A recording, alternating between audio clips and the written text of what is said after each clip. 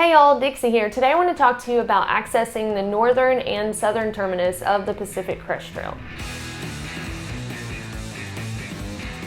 So you've decided you're going to through hike or section hike the Pacific Crest Trail, and now you're like, well, how do I get there? So I want to tell you what I did as a no-bow and what a lot of other people do, and then cover what some southbound options are. Now for you flip-floppers and you section hikers, you're probably going to get some good information out of this anyway, because at some point during your journey, you're going to be at the southern or northern terminus. But just to give you all a little tip in case you've got an upcoming hike and you're not starting at one of those, southern or northern terminus points, then you can check out the PCT Trail Angel group on Facebook and maybe try to arrange something, a shuttle, to the point that you're wanting to start. And then also look up trailangellist.org. And on there, they've got different trails, but you can select Pacific Crest Trail. And then again, it lists people who are willing to help hikers from the southern to the northern terminus, and maybe somebody can give you a shuttle or something like that at whatever point you're planning to start at. All right, so for you no-bows like me, you're going to be starting at the southern terminus, which is located right there on the border of Mexico in Campo, California, which is about an hour east of San Diego, but kind of in the middle of nowhere. So what I did coming from Alabama is I took a road trip with my friend Perk. We went all the way to Arizona, dropped his car off with a friend of his to watch his car, got on a Greyhound in Arizona, and headed to San Diego. There we were picked up by Scout and Frodo, who are trail angels that are very well known among the PCT community. I would say the majority of no-bows stay with Scout and Frodo. They allow people to camp out in their yard, and then they take them to the trailhead. They actually feed you while you're there. They have fuel canisters for sale, because I know a lot of people who fly, worry, well, if I can't fly with my fuel, then, what am I going to do? Well, you can either get it while you're staying with them, from them, or if you're not going to stay with Scout and Frodo, San Diego is big enough that they're going to have a store where you can buy fuel. So they will pick you up at the train station, bus station, airport, however you get to San Diego, and allow you to stay at their house. They had over 900 hikers last year. Now, if you're from the US, they allow you to stay one night. If you're from Canada, you can stay 2 nights. And if you're coming from overseas, you can stay up to 3 nights. If you've been in such a rush and you haven't gotten a chance to resupply, or you don't want to fool with it until you get there, they do have stores within walking distance of their house, grocery stores, that you can do a full resupply. I know that that's especially helpful for y'all coming overseas who don't want to either worry about traveling with food or, having to mail it ahead somewhere. So some other things that you should know before you decide to stay at Scout and Frodo's: they only host hikers from March 25th up through May 14th, and they say that they just think that that's really the good range to start a through hike of the PCT going no-bow. They do expect you to start on your permit date, so they don't really want to host hikers who aren't starting on their permit date, so that's something to keep in mind. And then also, they don't allow hikers to come with dogs, so if you're planning on hiking with your dog, you might want to look into some other arrangement. But y'all can look into all those details and everything. They have a website where they have folks sign up to stay with them, and you can check that out at sandiegopct.com. But I do highly recommend it. I had a good stay there, and it was nice. I mean, they clearly have an art down to this, and they allow you to stay for free and actually will not accept donations, so they encourage, if you want to make a donation, to do so to the PCT Association. So let's say you decide to not stay with Scout and Frodo because maybe you have a dog, or you're not starting within that date range, or for whatever reason. They have a bus that runs from the El Cajon Transit Center, which is just east of San Diego, 4 times a day, but it only runs Monday through Friday. However, they do have cheap motels. I think there's a Motel 6 actually nearby the transit center, so if you have to stay a night or 2 before taking a bus, then there is that option. Now the bus takes you to the Campo Green store, which is just like a little general type store in Campo, and it's a 1.5 mile walk to the terminus from there. But again, another option is to check out that Trail Angel list. There may be other people in San Diego that'll give you a ride directly up to the terminus. So now you get on at the southern terminus, however you decide to. You go north, you hike 2,650.1 amazing miles of the PCT, and you find yourself at the Canadian border. Well, that's exactly where the trail ends. So it actually doesn't go north into Canada.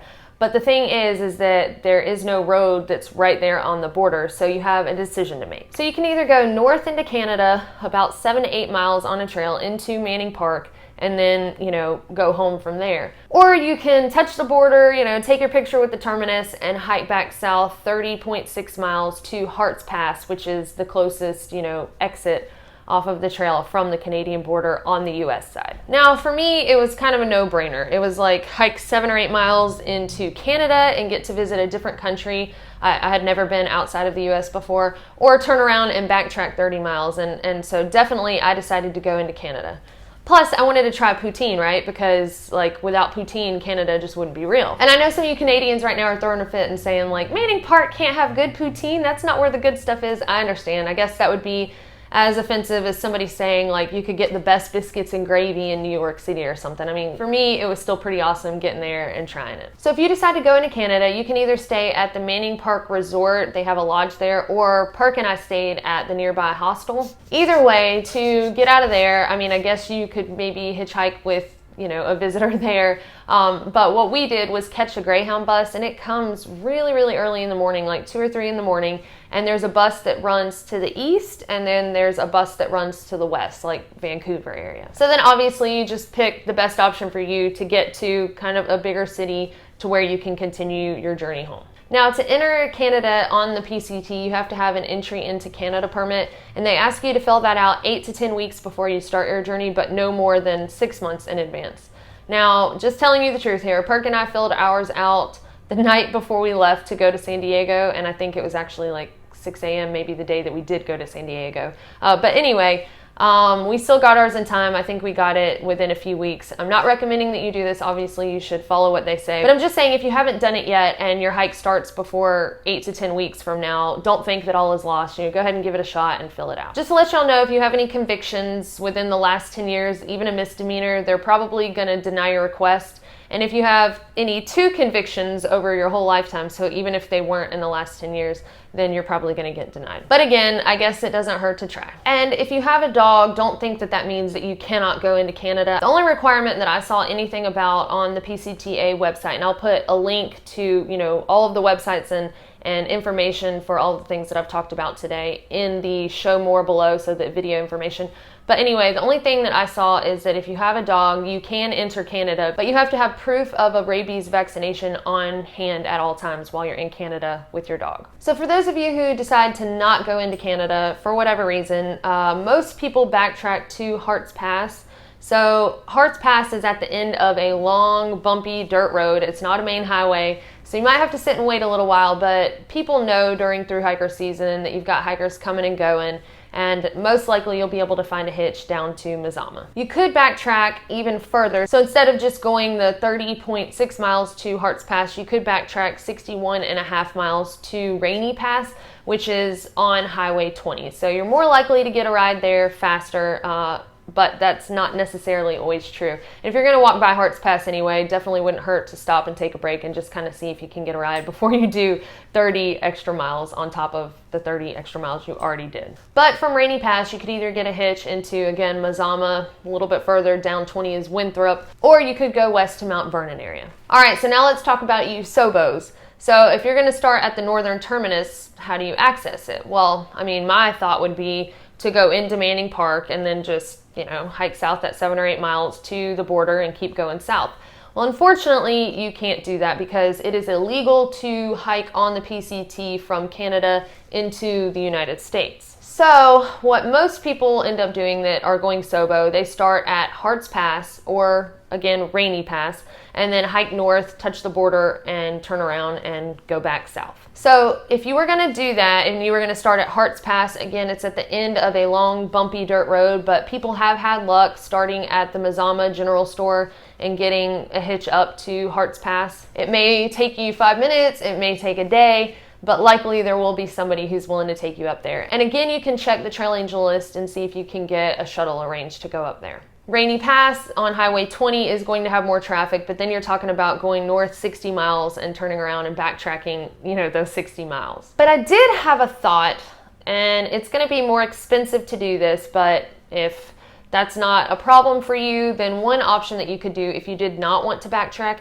you could look into starting at either Rainey Pass or Hart's Pass and going north to the border and then hiking on north into Manning Park and then arranging for some kind of transportation to get you back to where you started, either at Hart's Pass or Rainey Pass. Now, if you did that, you'd still have to do the entry into Canada permit. I don't know of anyone who's done that personally, but just brainstorming to try to give y'all some more options that potentially could work. And then finally, another option that I don't know a whole lot about, there is potentially a way to access the Northern Terminus coming from the Pacific Northwest Trail. You're still going to have to go north to the terminus and then hike south a little bit more, but it won't be quite as far of a backtrack as coming from Hart's Pass. So I don't know anyone that's done that. I read about that somewhere, so you could do a little bit more research on that if you don't want to backtrack and you don't mind having some extra mileage. All right, so then you hike your 2,650.1 miles potentially plus the 30-mile backtrack, and you arrive at the Southern Terminus. So now what? Well, you can walk that 1.5 miles to the Campo Green store and then get on the bus that goes to the El Cajon Transit Center Monday through Friday, 4 times a day. Not sure about Scout and Frodo. I didn't see anything on their website about helping southbounders, but there are other trail angels in the area. So, and if you try to plan to be in Campo on a Monday through Friday, then you can always hit up that bus. All right, y'all. Well, that's all I have for you today. And if anyone has any more information that I did not mention, like you have experience accessing the Southern and Northern Terminus, and you'd like to share what you did, especially if anyone has more information about that Pacific Northwest Trail, and if any of y'all have done that to get to the Northern Terminus, I'd love to hear more about that. Thank y'all so much for watching, and remember, if you find this channel helpful at all, you can support what I do here at no additional cost to you by doing your Amazon shopping through my affiliate link, which is dixieaz.com.